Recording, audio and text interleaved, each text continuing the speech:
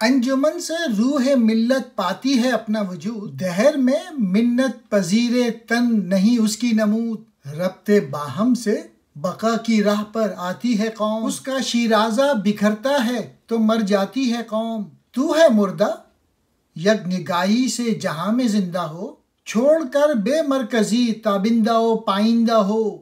वहदत अफकार व किरदार अपनी मिल्लत को सिखा, ये जहां में करती है महकूम को फरमा रवा।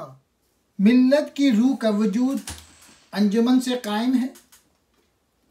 मिल्लत की रूह बदन की मोहताज नहीं है, यानी मिल्लत की बुनियाद बदन अफराद का मुख्तलिफ तबकों और नस्लों वगैरह से होना नहीं है, बल्कि अक़ीदा तौहीद है जिसके बाइस सब अफराद मिल्लत की फ़िक्र एक है।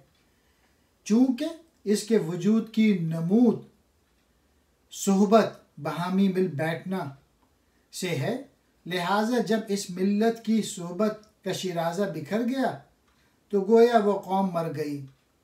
मिल्लत की हकीकी ज़िंदगी का दारो मदार इज्तिमाई ज़िंदगी पे है। क्या तू मुर्दा है? अगर ऐसा है तो यक निगाही पैदा करके ज़िंदा हो जा, बेमरकज़ी से गुज़र जा और यूं साहिब बका बन जा। खुद में वहदत की शान पैदा करके तौहीद के मरकज़ पे जमा हो जा।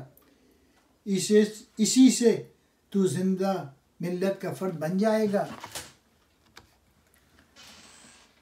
अफकार और किरदार की वहदत पैदा करना ताकि तू दुनिया में हुक्मरान बन जाए, यानी सिर्फ ज़बानी कलामी तौहीद की बात करना मोमिन की शान नहीं। सही मोमिन वो है जिसके फ़िक्र व अमल में वहदत है। इस सूरत में खुदा के वादे के मुताबिक तुम सब पर फ़ौक़ हो गए, बातिल क़ुव्वतों वग़ैरह पे गालिब हो गए। और आपने ये शेर सुना होगा, हर लहज़ा है मोमिन की नई शान नई आन, गुफ्तार में किरदार में अल्लाह की बुरहान।